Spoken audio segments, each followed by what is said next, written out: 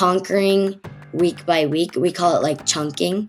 So we have a word a week, and that's like our goal to reach each week. That's like our intention for the week. We chunk each week and then we add them all together in postseason. We just trust our training and take it one routine at a time and just stay in it till the very end. Hello, beautiful people, and welcome to Season 3 of Flipping Out with Bridget Sloan. I'm your host, Bridget Sloan, and this season we are talking all things NCAA gymnastics, from the athletes to the coaches to the insiders who make it all happen. And we are so excited because we will be partnering with our friends over at Spieth and giving away 4 tickets to this year's NCAA Championships in Fort Worth, Texas. Be sure to watch and keep an eye out on our socials for details for entry. And for today's episode, please welcome Kaylee Bluffstone. Miss Kaylee Bluffstone, welcome to the pod. Thank you. I'm so excited to be here. I'm very excited to have you. I am just more excited to really allow people to get to know you maybe outside of the gymnastics world, because you have a bold presence in the gymnastics, and that's a good thing. I mean that with the high, like that is such a compliment. Hopefully you can take like that, because it's hard to do, but you do it with such grace, and you're just wonderful. So I'm just really thankful that you made some time to come join us. Yes. So, sophomore year. Mm-hmm. You're a sophomore now. Almost done. Season is flying by. Literally, I don't think people understand just how it goes so quickly from a viewer. Like when you're viewing it, you're like, wow, the season's flying by. But like when you're in it, it's like overnight. Yeah. I know. It's okay. You're doing amazing. But before we get into college, Kaylee, I want to know more about little Kaylee. How you got started in gymnastics. I know that you grew up in Tampa, right? Yes. Grew up in Tampa. You know, I always like when I get to interview and have athletes on here, I get to like really do a deep dive, and I tend to like really scroll deep on the Instagram, and I'm like, oh my, no, everything was so great, but your club experience just seemed really positive.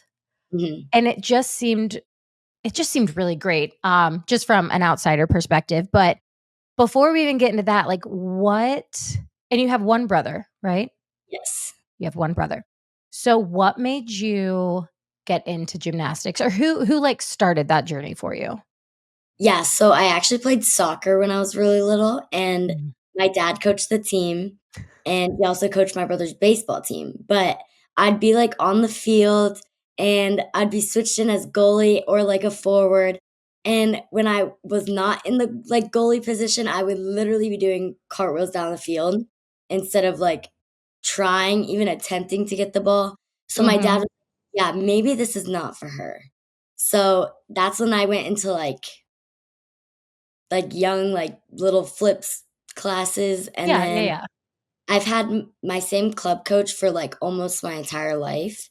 So I had like a few different ones when I was little, but then she kind of just like grabbed me and just brought me with her. And yeah, that was kind of it from there. I did soccer, and then I was a gymnast, and I've been a gymnast since. I'm laughing because I had the exact same like start. Like I played soccer. My dad wasn't the coach, but my dad was very heavily involved. And like, I was the kid sitting on the ground picking grass.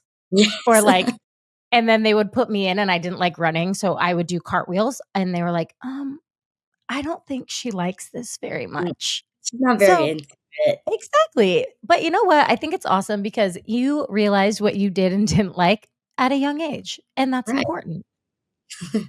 Okay, so you started gymnastics, and do you have any gymnastics background in your family? I feel like my aunt might have done gymnastics when she was like little, but now she like, coaches volleyball and basketball, so not really much. Yeah. Kind of just me. Yeah. So so you start gymnastics, and then all of a sudden you're like, wow, I'm actually like kind of good. This is kind of fun. Like because there's always a turning point where it's like, okay, this is it. Do you Mhm. remember kind of where maybe what age you were or maybe even what level you were where it was like, "All right, this is actually, like, my thing?" Yeah, so I don't remember what level because they had us, like, skipping and, like, Mhm. testing out, and I don't even remember. But I was pretty young, and there was a group of, like, 6 of us, and Mhm. we were called the Nuggets, and we would all, like, test out of these levels together, and we all had Alicia, my club coach, Mhm. and, um, we were just, like, I don't know, the iconic group of LaFleurs, like, they thought, like, we were the best thing ever. And so, we all were very different with our gymnastics, like, I'm not very flexible, I'm more powerful, but, like, some of the nuggets were very flexible, so we kinda just, like, balanced each other out and just made, like, this, like, really core group of, Mhm. like, little young gymnasts that my coaches just wanted to, like, take to the end. So I think that's when I realized, like, "Oh, like, I'm in this for the long haul." Fair enough. Yeah. It's funny, I feel like so you guys were called the Nuggets? Yes. I love it. I love that. There's always like, I was a junior hotshot. Like, I need to know why they came up with these names of, like, the Nuggets, the junior hotshots, the Yeah. Pee-wees, like I don't get it, but it's okay because we were cute, so that's why. I mean, we that's were all fair. short and cute, so I figured that's where it came from. That's also when I got my nickname Red, but that's, like, an obvious nickname, so Mhm. I mean, it's a very fitting we'll just say it's a very fitting nickname. We'll yes. say that. So, you grew up in Tampa. Can I assume or guess that you were a Gator fan growing up? So I my family is actually, like, diehard FSU fans.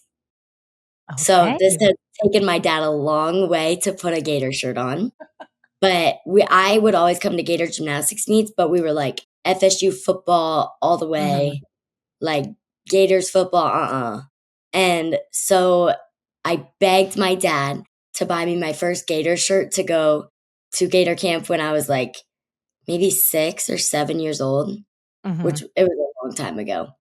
And then he's let me go ever since, and now he will only wear a Gator shirt if it says gymnastics on it. But at least he's wearing them. Hey, baby steps. Baby steps, that's progress. That Yes. is wow. Okay, so diehard FSU fans. Ooh, yeah, that must have been all the FSU fans. Yeah, all the FSU fans I know are like, you could not pay me enough to wear orange and blue, which to be honest, I kind of feel the same way. Like, fair enough. Fair enough. Um, okay, so were there other schools that you were looking at to go to college? I was talking to multiple schools, but I went on another official to Iowa State, and I Very did nice. really love, like, the campus, Mhm. but I don't know if I saw myself going to Iowa, and when I came on my official here, it was, like, really fast, actually. So Mhm. my coach told me, "Adrian's coming to the gym on Wednesday," and I was like, "Okay." And then that weekend, he was like, "We want you to come up for your official," and I was like, "Sounds good." And then they offered me on the official, and I looked at Jenny and I was like, "Mhm." And she was like, "Oh, that was easy." And I was like, "Yeah, I say yes." 'Cause, like, Oh, I just knew wow. that, like, this was my dream school and, like, I really, like, honestly could not see myself anywhere else. And I I still mean, can't. I guess right. that's a That's a very good thing, but honestly, when you know, you know. Like, yes. you can say that you wanna go to a school so bad, and then you walk on the campus and you're like, "Something" it's like, I don't wanna say it's something isn't right, but it's like, something's not clicking, and then you go on the campus that is right for you, and you're like, "Okay, I'm home. Like, Yes. this is where I'm That's supposed to exactly be." what I felt here. And, like, I've been here multiple times, but, like, Mhm. something was just a little different when I came on my official. Like, it just, like, felt like everything, like, clicked, and I was like, "Okay, I'm done, I'm ready. Take me to college now." I'm very happy that you had that moment. I think everybody deserves that moment, and yeah, it is funny when you go visit, like you were saying, you went to the camps and you were a camper. Like, Yes. you weren't there as like, "Ooh, this could Yeah, be like, my for potential treatment, home." yeah. No, Mhm. I was there for Adrian to throw me on some triple backs. He like, Wait, he used to just chuck me into the pit. Chuck, he probably I don't know if he still does this, but anytime we would do the summer camps, I would always purposely say, like, "I would like to be with Adrian," because I knew this is Yes, gonna sound it's so entertaining. well, this is gonna sound even worse. I knew I didn't have to do anything. I was like, "Adrian will handle it." Like, he's just gonna be throwing kids, and I'm not gonna lie, they had an absolute blast, and I just always like, we would leave the camp, and I'd be like, "Man, you're a really good spotter." Like, Yeah, I don't think I laugh as hard as I laugh when kids are tumbling with Adrian. Because now he does this thing where he's like, "Oh, you wanna spot them?" So then he mhm. has me spotting a double back, and I'm like, "I don't know how to do this." So I'm just like the girl just landed on her head. I was like, "Oh, I this is Get not him what up I'm in gonna." the air. You gotta just get him up in the air and hold tight. Grab your Yeah. legs and hold on. Oh, Yeah, yeah. get up and in, please, because I'm not gonna do much else. Yeah, he's a pretty good spot, I'll be honest. He's saved my life once or twice. Um, okay, Yeah. so we're fast forwarding to last year. You're a freshman. Freshman year can be challenging. I think everybody has just a unique transition. Some are super seamless, some it takes a little bit of time. For you, how was your transition into college?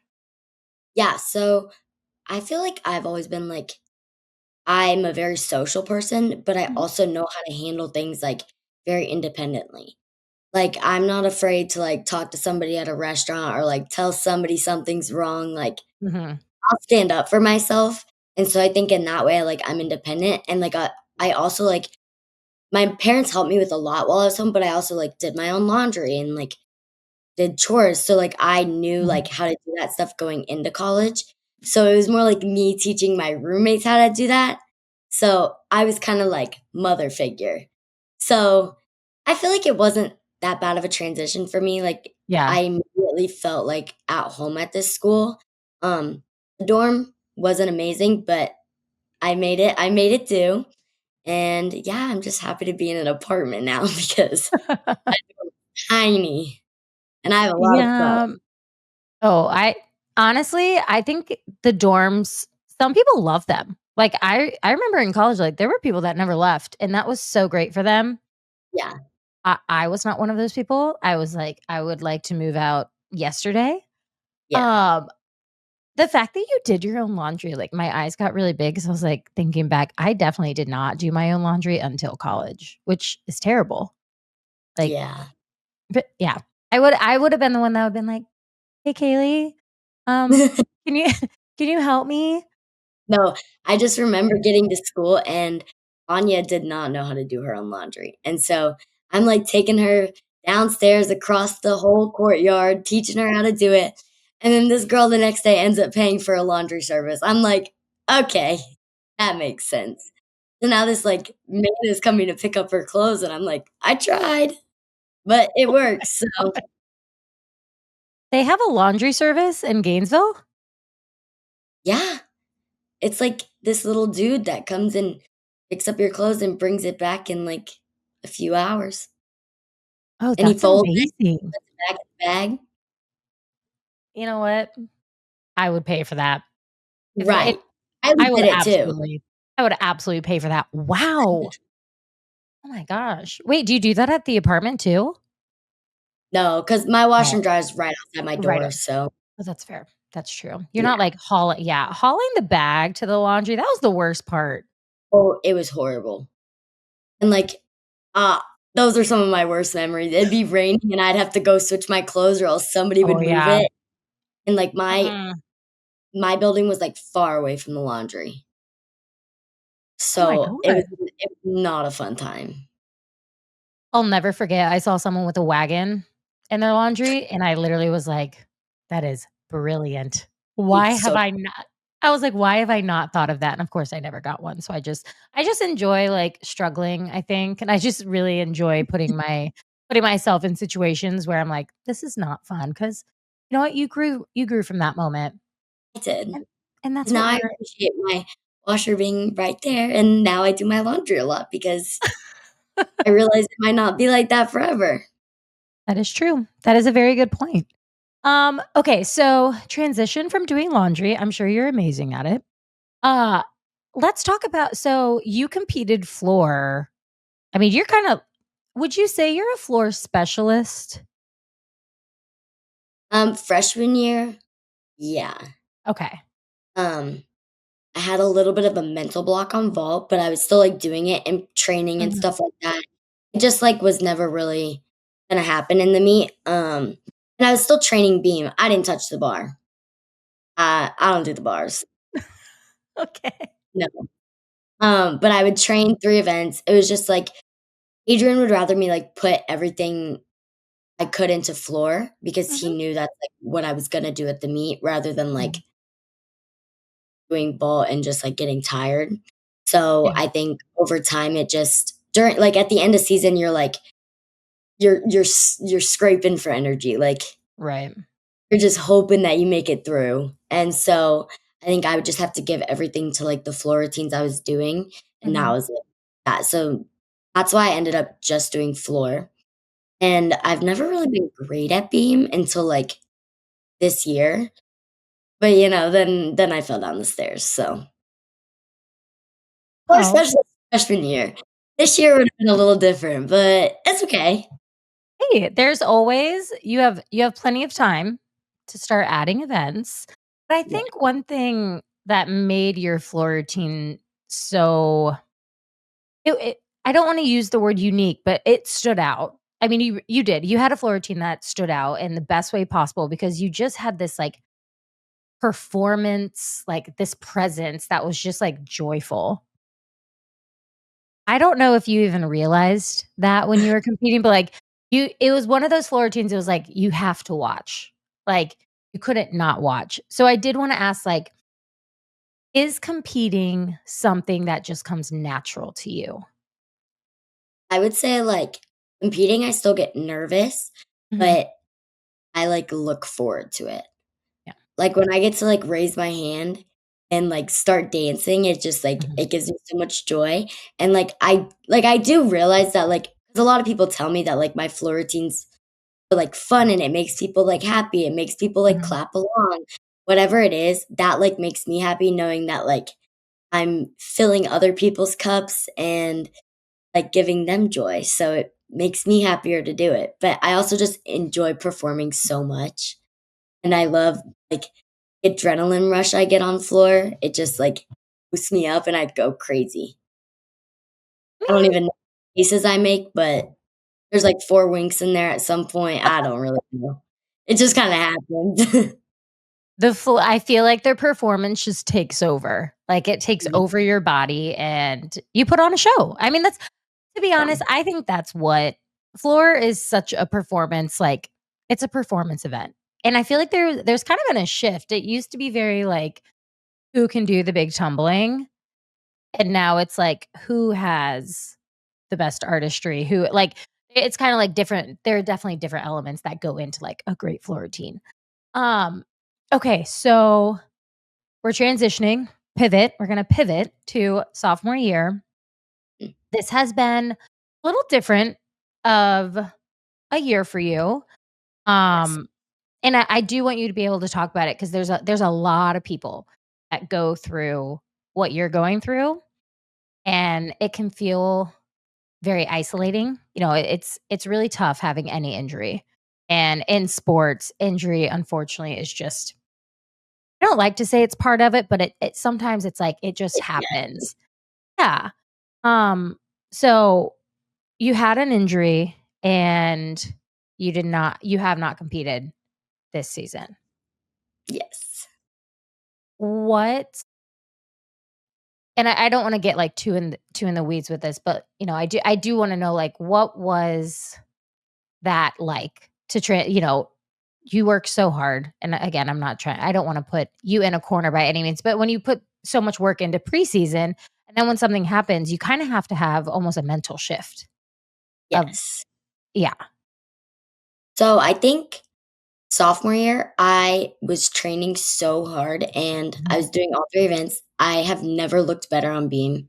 mhm, Like, Jenny was putting me in all the beam challenges and, like, that means like you have like a potential to like be in beam lineup. I competed at hype night and probably I mean, it was probably one of the best routines I've done. I hit it no wobbles and I stuck my disc out. And I just remember looking at Jenny and being like, holy crap, like I stayed on the beam. And we joke around a lot and we're like, I wasn't a beamer before I got to Florida, but I was a beamer like sophomore year, I became a beamer. And so we would always just joke about that. And like I had felt so prepared for floor, more prepared than freshman year, even Mhm. though obviously I worked very hard freshman year, but this year was just like a little different. I had like more grind. I wanted to be in lineup every single week, not like off Mhm. and on. Um, and I talked to Adrian too, and I do think that like I would have been in lineup more consistently had I not fallen down the stairs. But yeah, so I was feeling really good going into it, and then it kind of happened really fast. Mhm. And then next thing you know, it's our first meet. So I kind of just had to like snap into like I don't like to call it like cheerleader mode, but like cheerleader mode. I had to figure out how to give my team like everything I could with what I was able to do. Mhm. So I just know like I lose my voice after every single meet because I scream until I can't scream anymore and jump around even when I wasn't supposed to. But I just like know that like running up to my teammate and being like that positive light something that I can like contribute if I can't contribute a floor routine or a beam routine or a vol. So I want to give it Mhm. like 110% of what I can. Um, yeah. So definitely a mental switch, but I Mhm. think we always talk about like role acceptance, and I think I've accepted my role this year. And I think I've like seen the positive light in it, even though it's like hard, but Mhm. there's a reason for me to be in this role. And I think I still have a big impact on the team even through this role. And that's something that we always talk about is like everybody has a role in this team and everybody's role is equally important, whether you're in lineup or whether you're pulling a cable, moving a board, yelling for your teammates, it all makes a difference. And Mhm. that's just something that was really special for me this year because I know I'm still cared for and valued on this team, even though I'm really just a cheerleader this year. Well, you're not just a cheerleader, but I do understand what you mean. But I think it's really important just to highlight it's not an easy thing. It's not an easy mental switch know, when you're on a team you want to contribute and I know in the past it was like the only way to contribute was to be competing, right? There in Mm, reality that is like so far from the truth. Like yes. there are so many ways that athletes contribute to a team and I think a lot of people don't even realize they're contributing. They it's almost like they don't feel like they have this impact and deep down I'm always like, "Oh, but you do. You have no idea what you mean to this team." I think it's really special that it sounds like you've been able to kind of I think what did you say? It was something about identity, Oh, role acceptance and, like, role realize acceptance. everybody's role is important. Yeah, and that's huge because on any team it takes a village, but especially gymnastics. I mean, it takes a village to win, it takes a village to be successful. So, to be able to kinda have that, and to be able to kinda go through that is really huge, and I feel like later in life, you're gonna look back and be like, "It all worked out the way it's supposed to." Mhm. Yes. Um, so I do wanna know what are some of your goals? Like, what are some of your maybe your personal goals? Maybe a team goal if you wanna share, but what are some of your individual goals? Yes. So, being right now, I am, like, slowly getting back into it, so I think I have, like, mini goals during the week, like improving in PT and stuff, Mhm. so I'm really focused on I can do, like, day to day rather than, like, "Oh, getting back by this date Yeah. so that I can compete like this." No, I'm just focused on, like, literally one day at a time, and that's, like, something I live by, like, one Yeah. day at a time is, like, my motto. Um, so I think the goals I have right now for like the future is next year competing 3 events and being consistent in like at least 2 of those lineups, hopefully 3, Mhm. but just getting back into it in like the best way that I can. And then another goal like outside of gymnastics is just like getting close with God. And I was I am really close with God already. Like I grew up going to church and everything, but Mhm. I'm like refinding that, especially through like not being able to flip and stuff like that. So that's something that's been making me really happy. Um, and I think as a team, we all obviously want a natty. So we're working really hard and just not making it like a priority, Mhm. like conquering week by week. We call it like chunking. So we have a word a Oh, week. And like last week's word was, I don't remember. it's okay. It's on It was last week. It was last week. We have words each week, whether they're like intention or like courageous or something Mhm. we come up with, even if it's a made up word. Love Or it. like all the gators. And then we have like a little saying on the back. And that's like our goal to reach each week. That's like our intention for the week. And so I think we chunk each week and then we add them all together in postseason Mhm. to get to the final four. And then kind of what happens from there is we just trust our training and take it one routine at a time and just stay in it till the very end. But yeah, our goal is to win a natty. It isn't everybody's, so I would say I think it's important to have those goals, but I think what's even better is I feel like you as an individual, you're very good at like, what did you call it? Chunking? mhm. Is that what it's That's called? Jenny's, yeah. Jenny loves chunking each week and, like, Oh, giving an intention for that week, and we have to hone in on that intention. I'm like picturing the conversation where she's like chunking, Yes, no, she said intention. it. I love it. No, I love that. And I mean, hey, Rome wasn't built overnight. Like it takes all these little steps, all these little goals that will make it, you know, make that big goal seem achievable. And I'm really happy to hear that your goals for yourself they're big, they're bold, but like you can do that. Yeah, Like you can do achievable. that. Exactly, exactly. Um, okay, so besides being a fabulous gymnast and a fabulous gator gymnast, what else do we like to do? Like what do you love to do in Gainesville outside of the gym? I love laying out by the pool when it's not cold or raining. Yeah. So, like, tomorrow the UV's a 9 and it's an off day. I will be nowhere else but the pool. Um, but other than that, I have really bad shopping addiction, and, like, Gainesville doesn't have, like, a great mall, but, like, Mhm. it's good enough. And we have, like it's called, like, Butler Plaza where there's, like, an Anthropologie, an Aerie, and a Whole Mhm. Foods, and Sephora, and I'm like, "Yeah, that's my weakness, is shopping and spending money. Sorry, mom." But You know what? It's all about self-awareness. I'm very big on, I am aware of my flaws. I know that that is where I struggle and we move on. So I think it's great that I don't think a shopping addiction, it's not you're addicted to shopping, it's that shopping is addicted to you. exactly, the clothes love me. Exactly. And also I get it from my mom, so, like, that's not my fault.